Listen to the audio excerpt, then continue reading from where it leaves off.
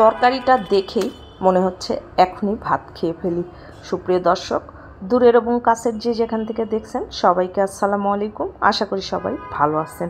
আজ আমি আপনাদেরকে রান্না করে দেখাবো খুব সহজভাবে ইলিশ মাছের তেল ঝাল। এটা রান্না করাটা খুবই সহজ, যে কেউ একবার দেখলে খুব সহজভাবে রান্না করে ফেলতে পারবেন। খেতে অসাধারণ হয়। সামান্য কিছু মশলা ব্যবহার করে লোভনীয় স্বাদে ঝটপট এই ইলিশের তেল ঝাল রান্না করে ফেলতে পারবেন। আশা করি ভিডিওটা ভালো লাগবে এবং উপকারে আসবে। আর ভিডিওটা ভালো লাগলে শুরু থেকে শেষ পর্যন্ত দেখার অনুরোধ রইল। সুপ্রিয় দর্শক, এখানে 5 পিস মাছ কেটে ধুয়ে পরিষ্কার করে মাছের গায়ে লবণ মাখিয়ে নিয়েছি। আপনারা চাইলে আরও বেশি অথবা কম নিতে পারেন। এখন এই মাছটা রান্না করার জন্য একটা পেস্ট তৈরি করে নিতে হবে। তার জন্য এখানে একটা ব্লেন্ডারের জারের মধ্যে 2টা কোচানো পেঁয়াজ দিয়ে দিয়েছি আর দিয়ে দিব 6টা কাঁচামরিচ। এই রান্নাটা কাঁচামরিচ দিয়ে করলে ভালো স্বাদ আসে।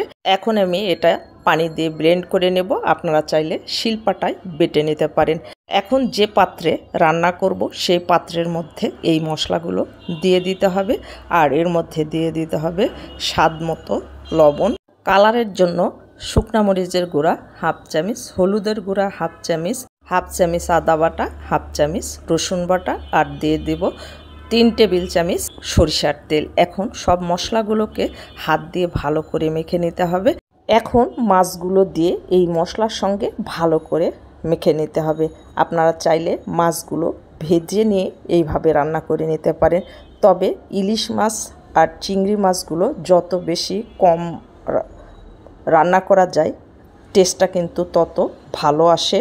আর এইভাবে মাছগুলো ভালো করে মেখে অন্তত 10 থেকে 20 মিনিটের জন্য রেখে দিয়েছিলাম।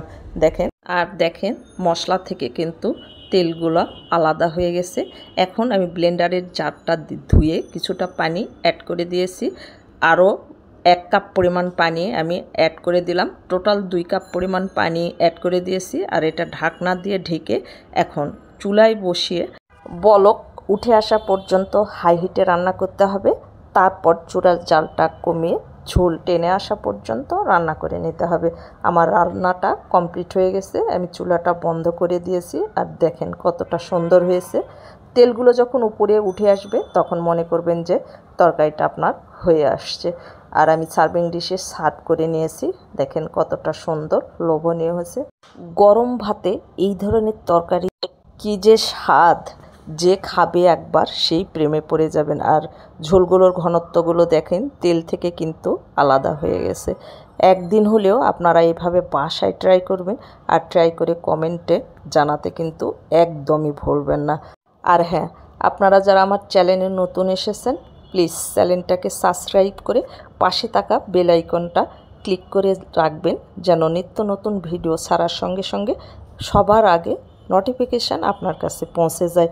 আর যারা ফেসবুক থেকে দেখছেন প্লিজ ফেসবুক পেজটাকে ফলো দিবেন, লাইক কমেন্ট শেয়ার করে আমার সঙ্গে থাকবেন। আর হ্যাঁ, আমার ভিডিওগুলো যদি আপনাদের এতটুকু পরিমাণ ভালো লেগে থাকে তাহলে আপনাদের কাছে আমার রিকোয়েস্ট থাকবে একটা লাইক, কমেন্ট এবং শেয়ার করে দিবেন, অন্যদেরকে দেখার সুযোগ করে দেবেন, আমার জন্য দোয়া করবেন। আপনাদের সকলের সুস্বাস্থ্য এবং মঙ্গল জীবন কামনা করে ভিডিওটা আজকের মতো এখানেই শেষ করছি। ভালো থাকবেন সবাই। দেখা হবে পরবর্তী ভিডিওতে। আল্লাহ হাফেজ।